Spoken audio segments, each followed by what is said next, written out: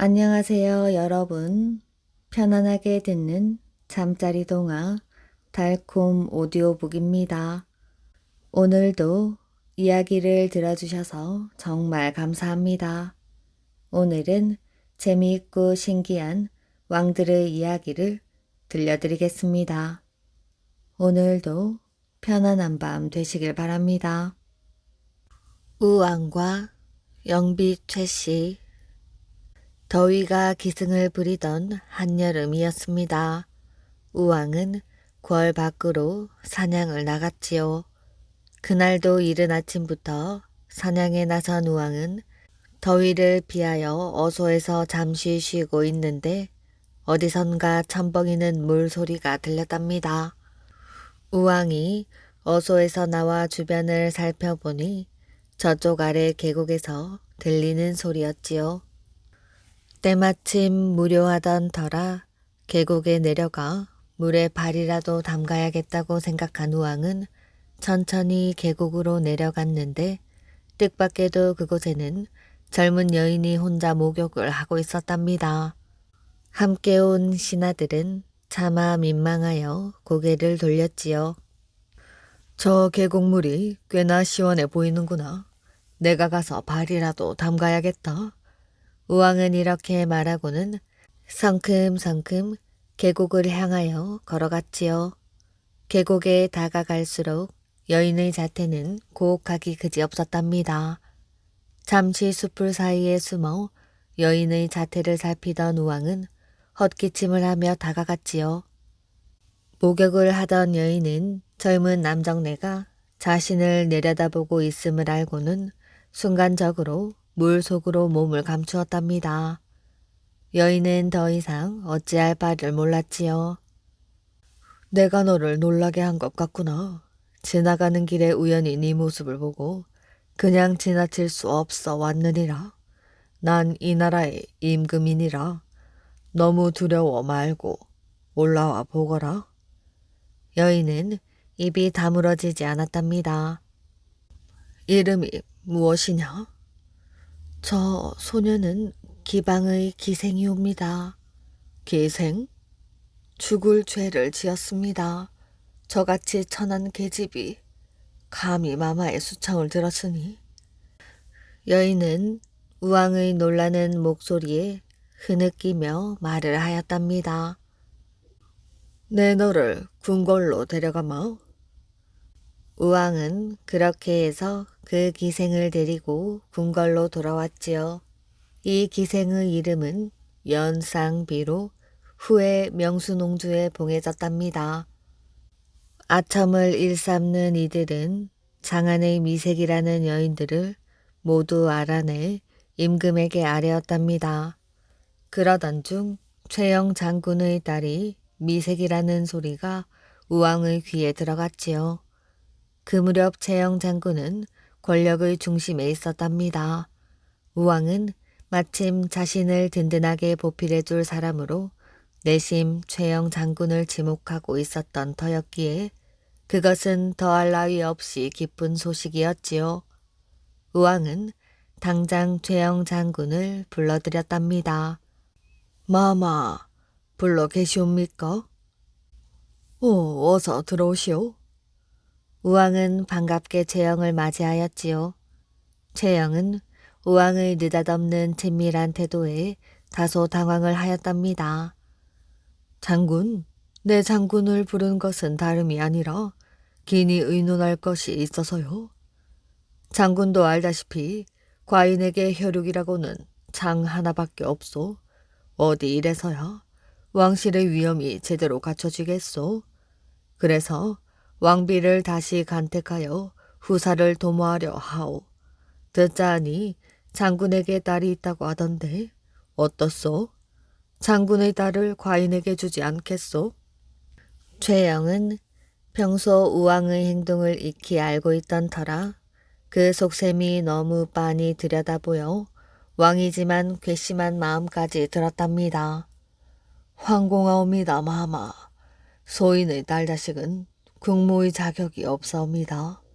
최영의 딸은 즉실의 몸에서 낳기에 엄밀히 따진다면 왕비로서의 자격 미달인 셈이었지요. 하지만 우왕이 그런 것을 따질 위인이 아니었답니다. 최영은 그날 간신히 이런저런 핑계를 대며 혼사를 정중히 거절하고 그 자리를 물러나왔지요. 그러나 우왕과 최영의 줄다리기는 그 후에도 계속되었답니다. 그렇게 몇 달이 지나자 우왕은 더 이상 참을 수가 없었지요. 여봐라, 밖으로 나갈 것이니 준비를 하거라. 그날 저녁 우왕은 최영의 집으로 무작정 행차하였답니다. 최영은 갑작스러운 우왕의 행차에 긴장을 하였지요. 우왕이 이곳에까지 온 목적이 너무도 뻔했기 때문입니다.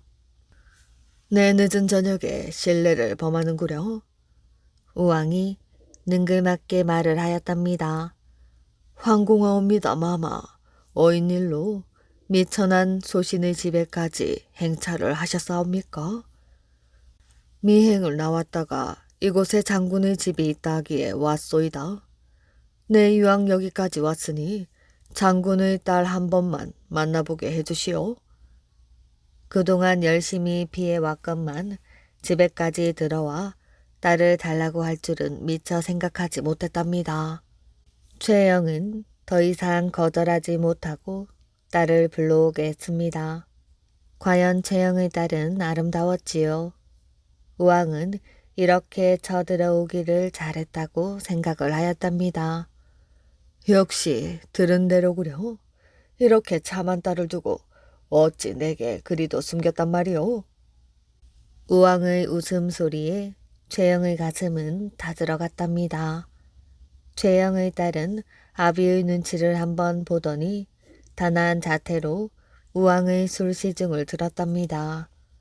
술잔이 오고 가며 어느덧 우왕도 최영도 쇳기가 오르기 시작했지요. 부원군, 서서히 잠이 오는 것이 이제는 쉬어야겠소. 아무래도 과인은 오늘 밤 여기서 보내야겠구려. 부원군이라는 칭호에 최영은 술이 깨는 듯 하였답니다. 예, 마마. 그럼 따로 침소를 마련하도록 하겠습니다. 아니, 괜찮소. 번거롭게 굳이 그럴 것까지야. 그냥 여기 있는 따님께 부탁하면 되지 않소? 부원군은 그만 나가보시오. 여기는 따님께 맡기고. 그러나 최영은 차마 그냥 일어설 수가 없었답니다.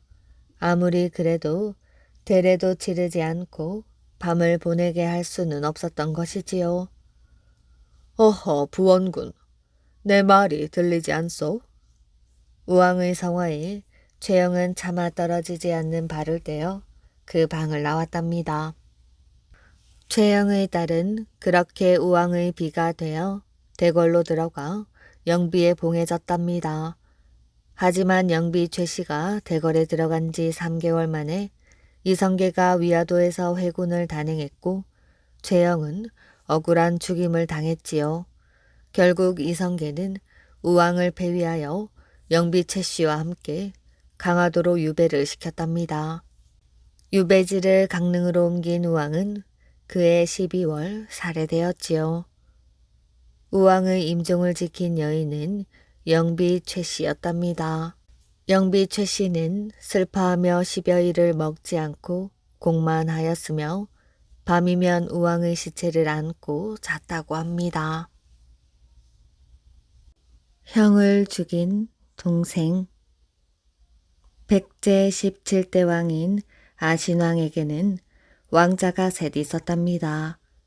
태자인 전지와 둘째 훈해, 그리고 막내인 설레였지요. 전지 태자는 백제가 고구려의 남하를 막기 위해 일본과 동맹을 맺으면서 볼모로 일본에 가 있었답니다. 그러나 볼모로 간 지 11년 되던 해 부왕이 갑자기 승하했다는 소식을 듣고 급히 귀국길에 올랐지요. 왕위를 이을 전지태자가 돌아올 동안 둘째 왕자인 훈해가 국정을 돌보았는데 셋째 왕자인 설레는 그 기회를 노려 자신이 왕위에 오르려는 흑심을 품었지요. 설레는 우선 둘째 형인 훈해를 찾아갔습니다. 훈해도 자신처럼 왕위 찬탈에 욕심이 있는지 떠보기 위함이었지요. 훈해와 마주 앉은 설레는 조심스레 입을 열었답니다. 형님, 태자마마의 소식은 없사옵니까? 글쎄다. 태자마마가 아직 일본을 떠났다는 소식은 듣지 못했다. 성품이 어진 훈해는 동생의 말에 너그럽게 대답을 하였답니다. 주위의 말을 들으니 볼모로 간 사람은 쉽사리 돌아오지 못한다고 하던데 혹 태자마마께서 돌아오시지 못하는 것은 아닌지 걱정이 됩니다. 너무 심려치 마라. 태자마마께서는 꼭 돌아오실 거야. 만약 태자마마께서 돌아오시지 못하면 형님이 왕위를 이으셔야 하지 않겠습니까? 만약 그런 일이 생긴다면 그래야 되겠지. 그렇다면 지금 당장 왕위에 오르셔도 무방하지 않습니까? 설레의 말에 훈해는 표정을 바꾸며 말을 했습니다. 무슨 말이냐? 지금 나에게 왕위 찬탈의 역모를 꾸미자는 것이야? 그게 아니라 듣기 싫다. 이제 보니 볼모로 잡혀간 사람은 쉽사리 돌아오지 못한다 어쩐다 운운하더니 네가 태자마마를 대신해서 왕위에 오르려는 속셈인 게로구나. 형님, 감히 제가 어찌 형님을 대신하여 왕자를 넘보겠습니까? 저는 그저 태자마마의 신변이 걱정이 되어서. 설레는 바닥에 무릎을 꿇고 흐느껴 울었습니다. 훈해는 형을 생각하는 동생의 마음을 자신이 엉뚱한 방향으로 오해한 것 같아 설레를 일으켜 세우며 말하였지요. 미안하구나. 내가 네 마음을 모르고 괜한 오해를 했구나. 훈해는 궁녀를 불러 술상을 내오라고 일렀습니다. 그리고 동생을 옆에 앉히고 다정하게 말을 하였지요. 설레야, 너무 걱정하지 말거라. 태자마마께서는 무사히 돌아오실 것이야. 잠시 후 두 사람은 술상 앞에 마주 앉았답니다. 오랜만에 형님과 술을 마십니다. 선왕께서 승하하신 슬픔이 네가 제일 크겠지. 선왕께서는 막내인 너를 가장 귀여워하시지 않았더냐? 훈해는 그렇게 말하며 동생의 잔에 술을 따랐답니다. 그러나 슬픈 표정을 짓는 설레의 눈가에 조금씩 살기가 움트는 것을 훈해는 눈치를 채지 못했답니다. 두 사람은 형제의 우애를 다독이며 거하게 술에 취했지요. 훈해는 왕자의 지위를 떠나 인가의 형제들처럼 스스럼 없이 설레를 대했습니다. 승하하신 부왕과의 추억을 떠올리고 볼모로 간 전지태자와의 일을 이야기하였지요. 설레는 입으로 웃고 있었지만 마음속에서 뻗쳐오르는 사리를 감추느라 무진장애를 썼답니다. 어쩔 수 없어. 내 뜻을 이루려면 모두 죽여야 한다. 훈해가 잠시 용변을 보러 간 사이 설레는 품속에 준비해 두었던 독약을 꺼내어 훈해의 술잔에 탔답니다. 독약이 든 줄도 모르고 술잔을 비운 훈해는 가슴을 움켜쥐고 피를 토하며 쓰러졌지요. 설레는 그 길로 신복들을 불러 모아 대궐을 에워싼 뒤 제멋대로 왕위에 올랐답니다.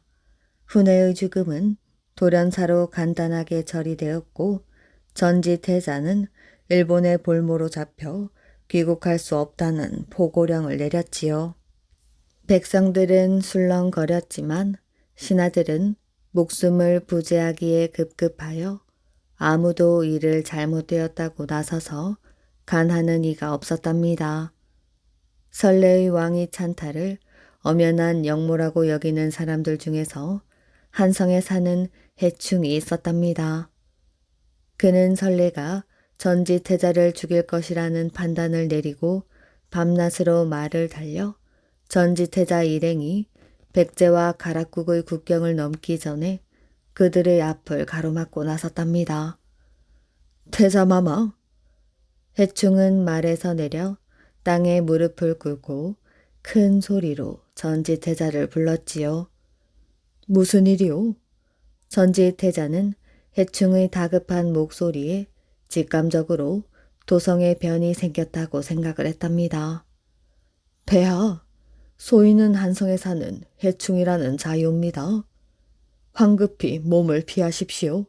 지금 도성에서는 해충은 지난 며칠 사이에 일어난 일들을 전지태자에게 알렸답니다. 전지태자는 동생 훈해의 죽음에 할 말을 잃고 말았지요. 더군다나 다른 사람도 아닌 막내 동생의 손에 죽임을 당한 것이 태자의 심사를 더욱 안타깝게 했답니다. 해충은 전지태자에게 안전한 곳으로 피신해야 한다고 간하였지요. 전지태자는 자신을 수행하는 외병의 수가 100여 명 정도에 지나지 않았기에 그 숫자로는 선래에게 대항하기 어려울 것이라는 판단을 내렸답니다. 전지태자는 호위병을 이끌고 다시 바다로 나가 작은 무인도로 숨어들었지요. 해충은 전지태자가 안전한 곳으로 피신하는 것을 보고는 황급히 말을 돌려 다시 한성으로 돌아왔답니다. 한편 설레는 신복들을 국경에 배치하여 전지태자가 돌아오는 즉시 그 자리에서 목을 베라고 명령을 내렸으나 시일이 지나도 태자가 돌아오지 않자 마음을 놓았답니다. 설레는 여느 폭군들이 그러하듯 자연스럽게 주색에 빠져들어 정사를 돌보지도 않고 백성들의 고충에도 귀 기울이지 않았답니다. 그리고 언제나 전지태자가 돌아오는 것에만 촉각을 곤두세우고 자신의 자리를 누군가 넘볼까 하여 불안감에 떨었지요. 불안감을 잊기 위해 설레는 더욱 술과 여자에만 탐닉하였고 마침내 종말의 날을 맞았답니다. 대낮부터 벌어진 술자리의 여흥은 저녁 무렵이 되자 더욱 분위기가 돋워졌습니다. 설레는 벌써부터 술에 취해 풍악에 맞춰 덩실덩실 춤을 추며 즐거워하였지요. 그쯤 도성의 백성들은 하나둘 횃불을 밝혀들고 대궐 주변으로 모이기 시작하였답니다. 행렬은 소리 없이 이어졌고 그 가운데에는 해충도 끼어 있었지요. 대궐을 지키는 군사들은 처음에는 당황하여 장칼을 겨누었으나 백성들의 수가 점점 더 많아지고 전지태자가 살아있다는 말을 듣자 장칼의 끝을 대궐로 돌렸답니다. 훈해 왕자를 독살하고 전지태자를 죽이려 한 설레를 죽여라. 극악무도한 죄인 설레는 이리 나와 무릎을 꿇거라. 대궐 곳곳에서 터져나오는 세찬 함성 소리에 설레는 정신을 못 차리고 이리저리 뛰어다녔지요. 설레의 신복들도 백성들이 한꺼번에 대궐로 쳐들어온 것을 알고 왕의 목숨 따위는 안중에도 두지 않고 제 살 길을 찾아 도망치기에 바빴지요. 결국 설레와 그의 신복들은 왕의 찬탈에 분노한 백성들의 손에 비참한 최후를 맞았습니다. 백성들은 전지태자를 대궐로 모셔다가 새로운 왕으로 추대하고 기쁨에 찬 환호성을 질렀으니 이가 바로 전지왕이지요. 고구려의 시조. 동부여의 금화왕 때의 일입니다. 사냥을 하던 동부여의 금화왕은 태백산 남쪽에 있는 우발수라는 강가에 이르러 아름다운 젊은 여자를 만났답니다. 그대는 누구이기에 이런 강가에서 홀로 있는가? 저는 웅신산 아래 압록강 강가에 사는 하백의 맏딸이옵니다. 하백은 물을 다스리는 신의 이름이었답니다. 그런데 어찌 이곳까지 오게 되었느냐? 죄를 지어 아버님께 버림을 받고 이곳에서 홀로 떠돌아다니고 있습니다. 그대의 이름은 무엇인가? 유화라 하옵니다. 부모에게 무슨 죄를 지었기에 우발수에서 떠돌며 눈물 짓고 있는 것이요?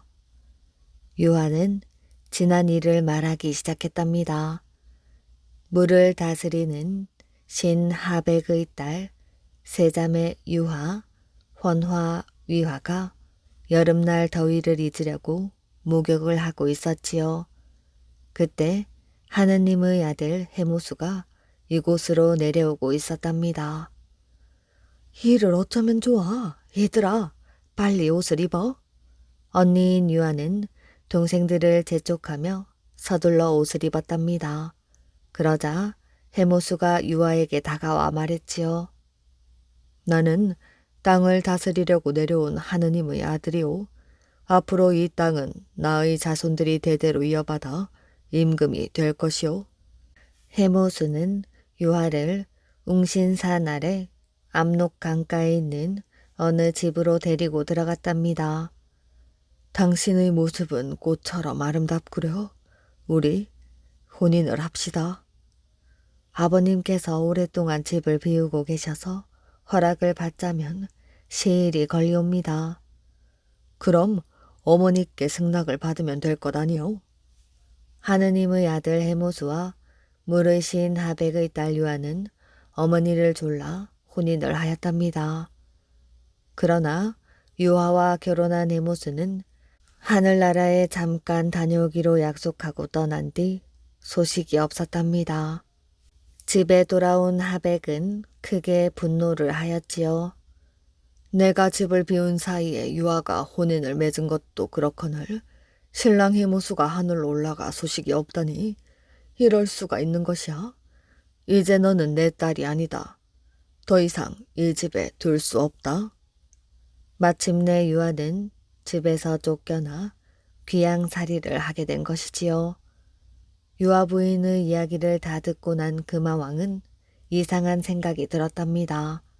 그래서 유아 부인을 데리고 대궐로 돌아가 으슥한 방 속에 가두었지요.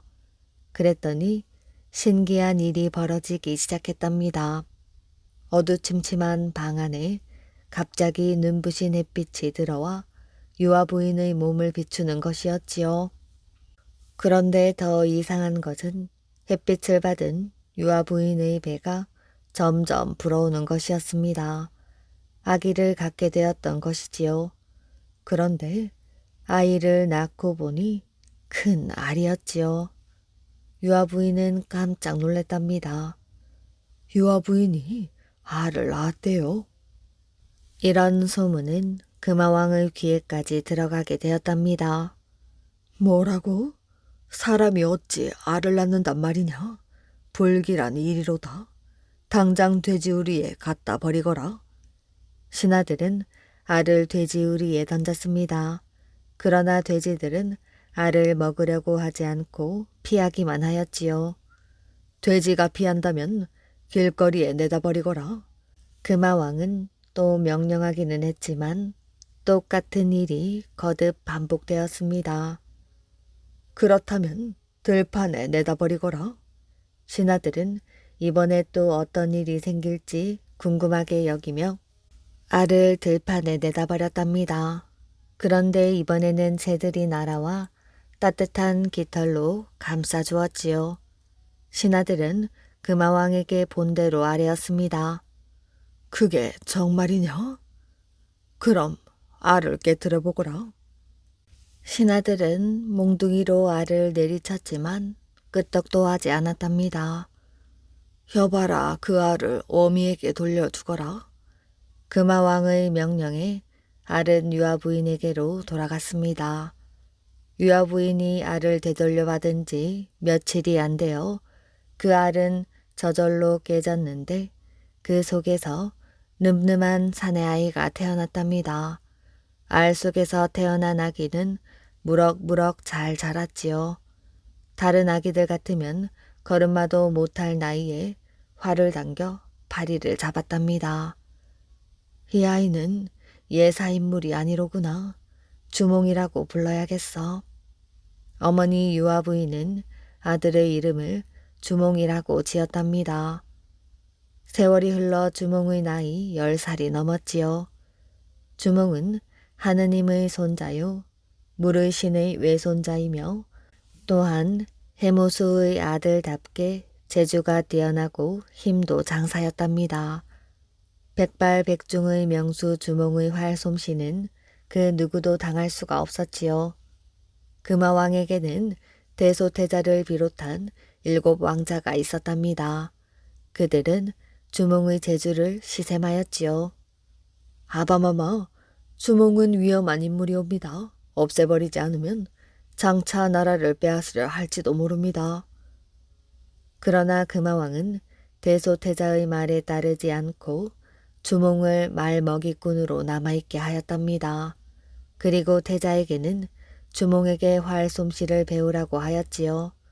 그러자 대소태자는 다른 왕자들과 의논을 하였답니다. 주몽을 없애야 해. 그래요? 하지만 우리 7 왕자가 힘을 합쳐도 주몽의 상대가 안 됩니다.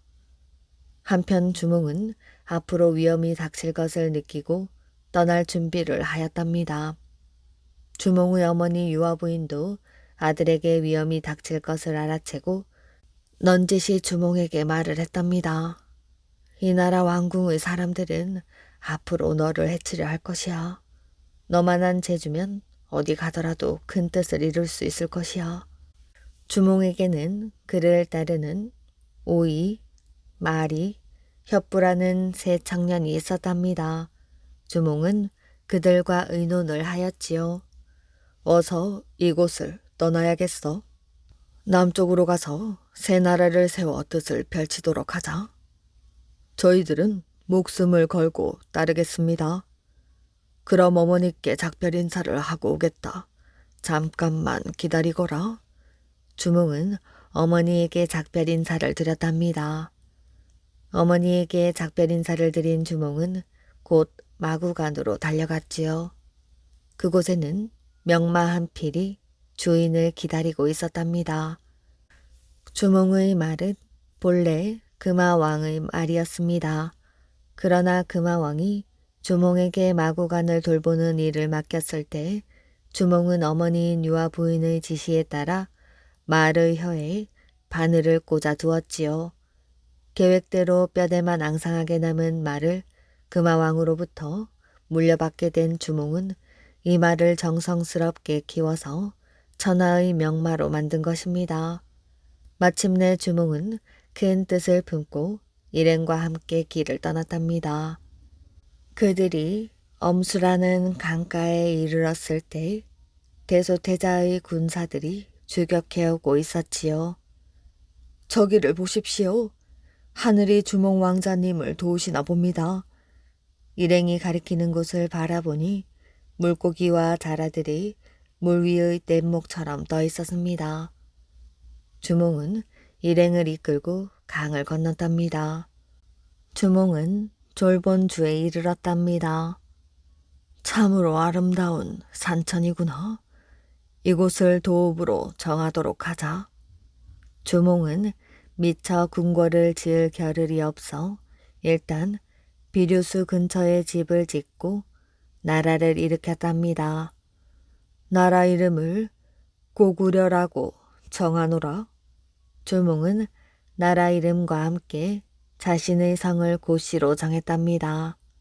마침내 주몽은 고구려의 시조가 되었지요. 신라의 시조. 옛날 진안 땅에는 6 마을이 있었답니다. 기원전 69년 3월 어느 날 6 마을의 어른들이 자식들을 데리고 알천 언덕에 모여 회의를 하였지요. 우리에겐 백성을 다스릴 임금이 없소. 그래서 백성들은 제멋대로 행동하고 질서가 잡히지 않아 어지럽소. 이제 우리에게도 임금님이 있어야겠소. 그래야지요. 임금님을 모시고 나라를 세워 도성을 갖추어야 합니다. 그런데 임금을 어디서 찾는단 말이오? 이런 의논을 하고 있을 때 회의 장소인 알천 언덕에서 남쪽으로 그다지 멀지 않은 양산 기슭에 이상한 기운이 보였답니다. 저것이 무슨 빛이오? 좀 더 높은 곳으로 올라가 봅시다. 저기 우물가에 신비한 오색 광채가 뻗치고 있어. 흰 말 한 마리가 거기에 대고 절을 하고 있어. 무슨 징조일까? 그들은 오색 광채가 뻗치고 있는 곳으로 몰려갔습니다. 흰 말이 절하고 있는 곳으로 가까이 다가가 보았지요. 흰 말 앞에는 자줏빛 알 하나가 놓여 있었답니다. 말은 몰려온 사람들을 보더니 길게 소리쳐 울고는 하늘로 올라가 버렸지요. 그 알을 조심스럽게 쪼개어 보니 아름다운 사내아이가 나왔답니다. 모든 사람들은 눈이 휘둥그레졌지요. 우선 목욕부터 시킵시다. 누군가 말하자 사람들은 정신을 차리고 알에서 나온 아기를 데리고 가서 동천 냇물에 목욕을 시켰답니다. 깨끗이 씻긴 아기의 몸에서는 광채가 났지요. 새와 짐승들이 모여들어 모두 즐겁게 춤을 추었답니다. 그뿐만이 아니었지요. 하늘과 땅이 흔들리고 햇빛과 달빛이 더욱 밝아졌답니다. 아기의 이름을 혁거세라고 했는데 이는 세상을 밝게 다스린다는 뜻이랍니다. 6 마을의 사람들은 하늘이 임금님을 내려주셨다며 크게 기뻐하며 말을 했지요. 이제 임금님이 내려오셨으니 마땅히 덕이 있는 왕후를 찾아 짝을 지어야 하오. 백성들의 바람대로 같은 날 사량리에 있는 아령이라는 우물에서 한 마리 용이 나타나더니 왼쪽 갈비에서 여자아이를 낳았답니다. 그 아기의 얼굴은 무척 아름다웠지요. 그런데 입술이 마치 닭의 부리와 같이 생겼었답니다. 사람들은 곧 아기를 월성 북쪽에 있는 냇물로 데려가 목욕을 시켰더니 그 부리가 떨어졌다고 합니다. 부리가 빠진 시냇물이라고 해서 그곳의 이름을 발천이라고 하였지요. 6 마을 어른들은 남산 서쪽 기슭에 궁궐을 짓고 성스러운 2 아기를 받들어 길렀답니다. 사내 아이가 태어난 알의 모양이 박과 같았기 때문에 성을 박씨라고 지었지요. 여자아이는 그가 나온 우물 이름을 따서 아령이라 지었답니다.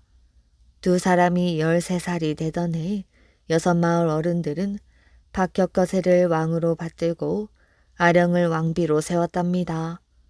그리고 나라를 세우니 기원전 57년 신라가 이루어진 것이지요. 혁거세 왕은 나라를 다스린 지 61년째 되던 어느 날 하늘로 올라간 뒤 7일 만에 죽은 몸이 땅으로 떨어졌습니다. 그 후 왕비도 왕을 따라 곧 세상을 떠났지요. 백성들은 땅에 흩어진 왕의 몸을 한자리에 모아 장사를 지내려고 하였답니다. 그런데 큰 뱀이 나타나 쫓아다니며 왕의 몸을 한자리에 모으지 못하게 방해를 하였지요. 그래서 백성들은 혁거세 왕의 머리와 팔, 다리를 따로따로 묻어 5개의 무덤을 만들었답니다. 그리고 그것을 오릉이라고 불렀지요. 뼈 조각에 새겨진 글자. 이것이다 무엇이냐. 하루 일과를 끝마치고 자신의 방으로 들어서던 궁예는 스승인 큰 스님의 호통 소리에 놀라 흠칫 제자리에 멈춰섰습니다. 내 이놈, 산에서 사는 중놈에게 이게 다 무슨 필요가 있느냐? 큰 스님은 벽장에 있는 물건들을 방바닥에 모조리 집어던졌답니다. 칼과 창, 활과 화살 등 평소 무예를 연마해오던 궁예의 병기들이 날카로운 소리를 내며 방바닥에 쏟아졌지요. 궁예는 어찌할 바를 몰라 가만히 서 있기만 했답니다. 말하거라 이놈. 이것들을 다 어디에 쓰는 것이야? 이것들을 가져다 산짐승이라도 잡아먹는 게냐? 그래서 니놈 얼굴에 이렇게 기름기가 잘잘 흘렀구나. 스승님. 궁예는 그 자리에 털썩 무릎을 꿇고 앉았습니다. 누가 내 스승이냐? 법당에서는 불경을 외고 산속에 들어가서는 산짐승을 잡아 포식하는 내 놈의 스승이란 자는 대체 어떤 놈이냐? 스승님, 그것이 아니라 무술을 익히고 싶은 마음에. 중놈이 무술을 익혀 어디에 쓰려고 하는 것이야? 산적이라도 되겠다는 게야? 궁예는 차마 입이 떨어지지 않았답니다.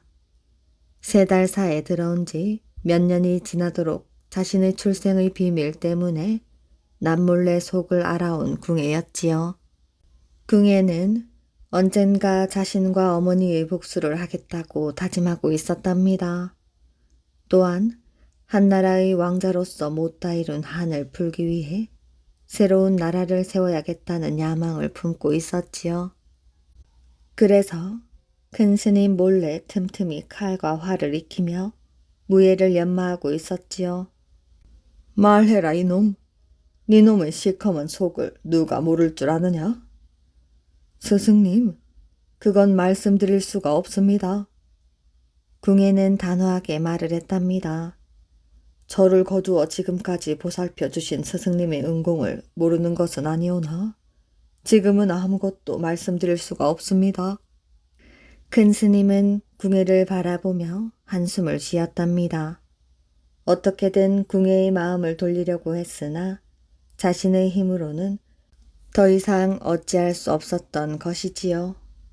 업보로세, 업보야. 큰 스님은 다시 한번 깊은 한숨을 쉬며 궁예를 혼자 남겨둔 채 방을 나갔답니다. 궁예는 참담한 표정으로 방바닥에 널려있는 물건들을 바라보았답니다. 한참 후 궁예는 자리에서 일어나 천천히 그 물건들을 다시 벽장 속에 집어넣었답니다.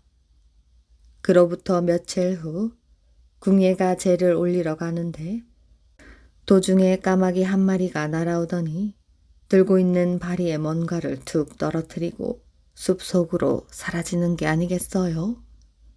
이상한 일도 다 있구나 생각을 하며 궁예는 서둘러 바리 속에 떨어진 것을 살펴보았답니다. 그것은 젓가락처럼 생긴 뼈 조각이었지요. 그런데 뼈 조각 한가운데에 임금 왕자가 금빛으로 새겨져 있는 것이 아니겠어요? 궁예는 깜짝 놀랐습니다. 그는 이것을 하늘의 뜻이라 여기며 허리춤에 소중히 간직을 하였지요. 그는 그 길로 하산하기로 마음을 먹고 절에 내려와 큰 스님께 하직 인사를 올렸답니다. 그래, 어디로 가겠다는 게야? 소승 아직 갈 길을 정하지 않았습니다. 그저 세상 구경이나 하렵니다. 큰 스님은 근심 어린 낯빛으로 궁예를 바라보았지요. 너무 큰 욕심은 부리지 말거라. 과욕은 결국 스스로를 해치게 할 뿐이다. 명심하겠습니다, 스승님. 궁예는 큰 스님 앞에 큰 절을 올리고 바랑을 꾸려 새달사를 나왔습니다. 그러나 궁예는 큰 스님의 마지막 말을 가슴 깊이 새기지 않았지요. 큰 스님의 말을 가슴 깊이 간직하며 그대로 실행에 옮겼더라면 궁예의 말로가 그처럼 비참하지는 않았을 것입니다. 포악한 궁예. 견훤이 옛 백제의 위협을 이어받아 후 백제를 재건하고 궁예가 고구려를 개국하는 동안 신라의 국력은 극도로 쇠약해져 버렸답니다. 국고는 바닥을 보이고 백성들은 약탈을 일삼는 도적이 되거나 국경을 넘어 견훤이나 궁예 밑으로 정처 없이 흘러 들어갔지요. 이를 틈타 견훤이 신라의 대야성을 공격해 왔습니다. 그러나 워낙 성이 견고한 데다 방비가 철저하여 견훤은 뜻을 이루지 못하고 군사들을 후퇴시킬 수밖에 없었답니다. 견훤은 분한 마음으로 이를 갈며 본국으로 돌아오는 길에 갑작스레 군사들을 돌려 금성의 여러 마을을 수중에 넣어 그나마 위신을 세웠지요. 그러나 이 소식을 들은 궁예는 왕건을 보내어 금성을 공격하도록 명하였습니다. 왕건은 서둘러 수군을 진두지휘하여 해로를 통하여 금성으로 들어가 후백제 군사들을 금성에서 몰아내고 금성의 지명을 나주로 바꾸었답니다. 또한 궁예는 신라에 대한 적개심을 불태우며 나라 안에 남아있는 신라의 잔존 세력에 대한 억압을 계속해 나갔지요. 장수들의 활약으로 몇 번의 전쟁에서 승리하며 큰 세력을 형성하자 기고만장해진 궁예는 차츰 잔혹성과 포악함을 드러내었지요. 고려를 개국한 지 3년이 지난 후 궁예는 풍수설을 내세워 국호를 마진으로 바꾸고 연호를 무태로 계칭하였답니다. 그리고 이듬해에는 송악에서 철원으로 도읍을 옮겼지요. 궁예는 이전의 검소하고 겸손했던 모습을 버리고 철원에다가 화려한 궁궐과 누각을 짓게 하고 도성을 새로 만들었답니다. 뿐만 아니라 신하들 중 누구라도 직언을 고하면 지위 고하를 막론하고 가차없이 죽였으며 마음에 들지 않는 자가 있으면 없는 죄를 만들어서라도 사형에 처했답니다. 궁예는 군사들을 이끌고 경상도 북부 지역의 30여 개를 무력으로 복속시키고 다음 해에는 평양성을 수중에 넣었답니다.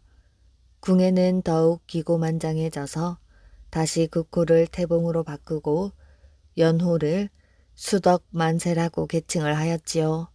이때부터 궁예는 자신을 일러 미륵보살이라고 칭하고 자신의 두 아들도 청광보살과 신광보살로 바꿔 부르도록 하였답니다. 그리고 머리에는 금으로 만든 둥근 책을 쓰고 몸은 화려한 방포로 감쌌답니다. 궐 밖으로 행차할 때면 머리와 꼬리를 금실과 비단으로 장식한 백마를 타고 큰 양산과 꽃을 받든 동남 동녀를 앞세운 다음 자신의 행차 뒤로는 200명의 비구승들이 연부를 하며 따르게 하였답니다. 또한 스스로 경전을 지어 신하들로 하여금 봉송케 하고 자신은 그 경전을 가지고 설법을 늘어놓았답니다. 이를 보다 못한 당대의 고승인 석총이 궁예에게 진언을 하였지요. 폐하께서 지으신 경전은 황당한 일기와 괴담에 지나지 않으며 논하시는 설법은 근거 없는 억설에 불과하오니 이는 부처님의 법을 더럽히는 것이 아니겠습니까? 하오니 이제 그만. 궁예는 석총의 말이 채 끝나기도 전에 절태로 석총의 머리를 내리쳐 그 자리에서 죽여버렸답니다. 괘씸한 죽놈 같으니라고 감히 살아있는 생부를 두고 죽은 부처를 들먹이다니. 궁예의 포악함은 갈수록 더해 광기로 변해갔답니다. 공민왕의 후궁. 익비 한씨는 더 이상 공민왕의 명을 거절할 수가 없었습니다. 눈앞의 시퍼런 칼도 두려웠고 마치 미치광이가 된 듯한 공민왕도 두려웠습니다. 마마 명대로 하겠사옵니다. 하오니 그 칼만은. 익비 한씨가 널리는 목소리로 겨우 말하였습니다. 공민왕은 노국공주가 상고로 죽은 후 더 이상 여인을 가까이 하지 않았지요. 대소신하들이 후사를 잇기 위해 후궁을 맡게 하였으나 공민왕이 가까이 하지 않았기 때문에 후사가 있을 리 만무하였지요. 게다가 공민왕의 여인 거부증은 더욱 심해져 주변의 꽃 같은 여인들에게는 눈길 한번 주지 않고 귀족의 자제들로 구성된 자제위를 만들어 가까이 두었답니다. 이때부터 공민왕의 수발은 자제위가 맡게 되었지요. 상황이 이렇게 되었지만 공민왕도 왕통을 이을 후사가 없는 것이 걱정되었던 모양이었습니다. 후사는 필요한데 자신은 후궁들을 가까이 하기 싫고, 그래서 생각해낸 방법이 측근으로 있는 자제위 청년들을 자신의 후궁과 정을 통하게 하여 후사를 도모하는 것이었습니다. 공민왕은 자신의 생각이지만 기가 막힌 방법이라 여기고는 당장 자신이 총애하는 홍륜과 한한, 권진 등을 불러 이 계획을 말하였습니다. 자제위 청년들은 어이가 없었으나 왕의 명이기에 따르기로 동의하였지요. 공민왕은 몇 번이고 이 일을 비밀에 붙일 것을 당부하고는 그들을 후궁들의 방으로 차례로 들여보냈지요. 그 당시 공민왕의 후궁으로는 해비, 익비, 정비, 신비 등이 있었습니다. 공민왕이 그들의 방을 차례로 찾아갔으나 익비를 제외한 다른 후궁들은 목숨을 걸고 정조를 지켰지요. 공민왕도 죽음을 각오하고 자신을 지키는 후궁들에게 더 이상 강요를 할 수 없었습니다. 그러다 마지막으로 익비를 찾은 것이지요. 마침내 익비가 자신의 뜻을 따르자 공민왕은 호탕하게 웃었습니다. 그렇게 몇 달이 지나갔지요. 공민왕은 여느 때와 같이 술잔을 기울이며 거나하게 취해 있는데 최만생이 가까이 다가오더니 조용히 아뢰었습니다. 마마, 잠시 여쭐 말씀이 있사옵니다. 익비께서 태기가 있다 하옵니다. 태기라, 지금 태기라 하였느냐? 예, 마마. 공민왕은 은밀하게 물었지요. 그래, 누구의 씨라더냐? 공민왕의 말에 최만생이 음흉한 미소를 지으며 대답하였습니다. 홍륜이라고 하옵니다. 홍륜이라. 이젠 이 일을 아는 자들의 입만 막으면 그 아이는 내 아이가 되겠구나. 공민왕의 미소가 섬뜩한 표정으로 바뀌는 것을 본 최만생은 순간 심장이 철렁 내려앉았습니다. 모르는 척 해야 할 일에 공연히 끼어들었구나. 괜히 아는 척 했다가 나까지. 공민왕은 이미 보통 사람의 얼굴이 아니었지요. 노국 공주가 상고로 죽은 후 광기가 더해져 더 이상 옛날의 온화한 성품은 온데간데 없었습니다. 그날 밤 최만생은 아무도 모르게 홍륜을 찾았지요. 아니, 이 시간엔 어인일이시오? 홍륜은 사색이 되어 있는 최만생의 얼굴을 보며 물었답니다. 큰일 났어, 홍공. 임금께서 우리를 죽이려 하고 있어. 그게 무슨 말이오? 임금께서 우리를 죽이려 하다니? 임금께서 익비의 아이를 자신의 아이로 만들고자 이 일을 아는 자들을 모두 죽이려 하고 있단 말이오? 뭐요? 익비에게 잉태를 시키라고 하여 따랐거늘 이제 와서 우리를 죽여? 목소리를 낮추시오.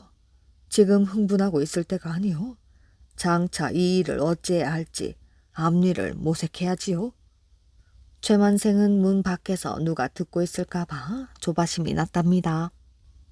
우선 다른 사람들을 불러 의논해 봅시다. 홍륜은 조용히 나가 익비와 함께했던 자제위 청년들을 불러 모았습니다. 모두가 공민왕의 총애를 받고 있던 이들이었지만 이제 와서 왕이 자신들을 해치려 한다는 말을 듣고는 모두 분을 삭히지 못하였지요. 홍륜의 눈빛에는 살기가 돌았습니다. 이보게 내 말 잘 듣게. 일이 이렇게 된 이상 우리도 가만히 앉아 죽음을 기다릴 수만은 없네. 우리가 먼저 임금을 치도록 하세. 함께 모인 자제위 청년들은 두말할 것이 없이 홍륜의 말에 동의했습니다. 최만생 역시 바짝 긴장하며 조용히 고개를 끄덕였지요. 깊은 밤 그들은 소리 없이 공민왕이 잠든 침소로 숨어들었지요. 평소 한밤중에도 자주 공민왕의 침소를 드나들던 이들이라 아무런 제약을 받지 않았습니다. 공민왕은 익비의 잉태 소식을 듣고 혼자 자축이라도 한 듯 만취에 쓰러져 있었지요. 자제위 청년들이 주변을 살피는 동안 홍윤과 채만생이 비수를 들었습니다. 잠시 후 비수는 왕의 가슴을 파고들었지요. 이렇게 하여 공민왕은 자신이 총애하던 이들에 의해 비참한 최후를 맞이했습니다. 이보시게, 서두르게. 밖에서 망을 보는 이의 목소리가 급박하게 들려왔습니다.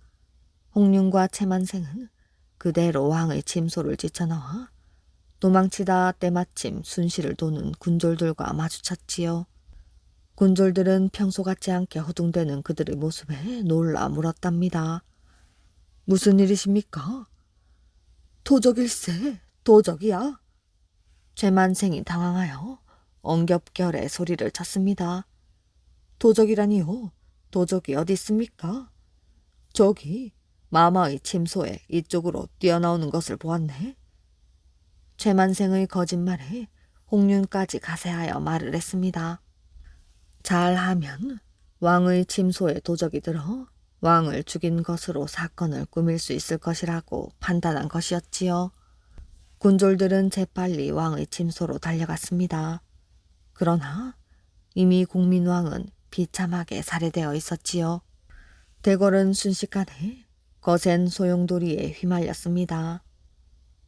경부흥과 이이님 등이 왕후의 명을 받고 왕을 죽인 도적을 잡기 위해 모였지요. 사건이 일어난 즉시 대궐을 지키고 있었으니 아무리 재빠른 놈이라 해도 궐 밖으로 나가지는 못했을 것입니다. 이이님이 자신있게 말하며 사람들을 둘러보았습니다. 그 중에는 최만생과 홍윤을 비롯한 자제위 청년들도 끼어 있었지요. 그들을 천천히 둘러보던 이이님의 눈길이 한순간 최만생에게 멈추었습니다. 이이님은 최만생에게 말을 했지요. 잠시 나 좀 봅시다. 무슨 일이요? 잠시 여쭐 말이 있어. 이이님은 최만생의 눈초리가 미덥지 않아 아까부터 눈치를 살펴보고 있었던 차였습니다. 최만생의 얼굴은 백지장처럼 하얗게 변해 있었지요. 이이님은 심증은 가나 물증이 없어 말을 돌리며 계속해서 최만생의 몸을 아래 위로 살펴보았답니다. 그러다 최만생의 옷소매 끝에 묻은 작고 붉은 점을 발견하였지요. 이것이 무엇이오? 최만생은 이이님이 가리키는 대로 자신의 옷소매를 보았답니다. 그것은 작긴 하였지만 분명 핏자국이었지요. 내가 보기엔 이건 분명 핏자국 같은데 이 핏자국이 왜 여기 묻어 있어? 글쎄요. 이것이 왜 여기에 묻어 있는 건지? 최만생이 말을 더듬자 이이님이 소리를 쳤습니다. 분명 이것은 왕을 시해했을 때 그 핏방울이 튀어서 묻은 것이 아니오. 최만생은 더 이상 버틸 수 없어 그냥 자리에서 주저앉고 말았답니다. 여봐라, 당장 이놈을 문초하여 사건의 진상을 캐내도록 해라. 최만생은 일이 이렇게 된 이상 혼자서만 죄를 뒤집어 쓸 수는 없다고 생각을 했답니다. 나 혼자 한 것이 아니오. 저기 저자들이. 결국 최만생과 홍윤 일당은 그 자리에서 모두 잡혀 극형에 처해졌습니다. 훗날 익비는 대궐에서 쫓겨나 사가에서 딸을 낳았으나 아들이라 오인한 대신들에 의해 죽임을 당하고 말았지요. 이야기 재미있게 잘 들으셨나요? 오늘의 이야기는 여기까지입니다. 오늘도 끝까지 이야기를 들어주셔서 정말 감사합니다. 모두들 편안한 밤 되시길 바랍니다.